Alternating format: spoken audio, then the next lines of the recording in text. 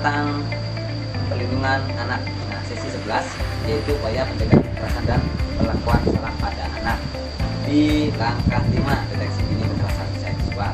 Oke, terima kasih, saksikan videonya berikut ini.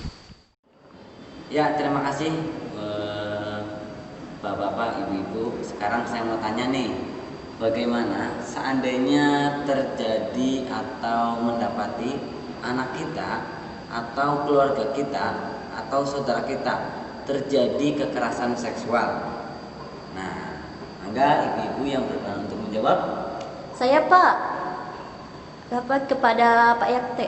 Oke, baik, Ibu Sri. Terima kasih.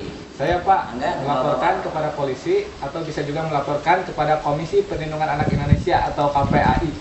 Ya, terima kasih.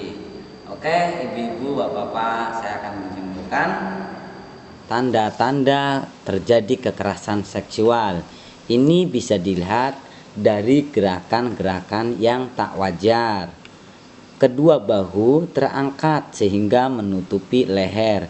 Ini gerakan refleks seseorang untuk melindungi tubuhnya. Kemudian kepala tertunduk ke dalam, lalu kedua tangan dan kedua kaki menyimpul erat. Nah, lalu apalagi Ibu, Bapak-bapak? Lutut tertekuk ke dalam, lalu tubuh menekuk, kemudian mata berkedip-kedip dan wajah pucat pasi. Itu dari gerak-gerik yang tak wajar. Kemudian tanda-tanda terjadi kekerasan seksual dilihat dari gejala fisik. Yang pertama, sakit jika memakai celana dalam dan mengeluh kesulitan atau kesakitan saat buang air besar dan saat buang air kecil. Kemudian yang kedua, cedera pada buah dada, pada bokong, pada perut bagian bawah, pada bagian paha, dan sekitar alat kelamin atau sekitar alat dubur. Kemudian memar di bagian tubuh atau gigi cedera atau tanggal saat pelaku menyergap dan memaksa korban merapat ke dinding dan korban pun melawan.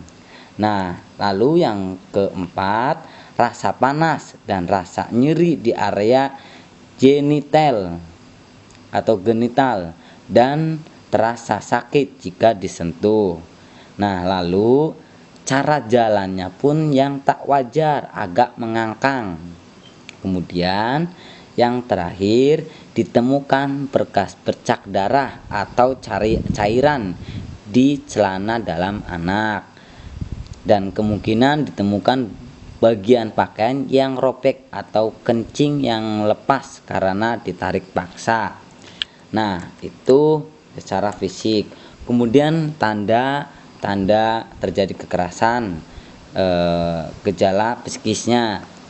Anak berubah ekspresi, jadi pendiam, jadi cemas, jadi gelisah, dan bahkan mengurung diri karena takut ditinggal sendirian. Kemudian menunjukkan keluhan-keluhan fisik yang tidak dapat dijelaskan penyebabnya, seperti pusing, sakit perut, atau masalah makan.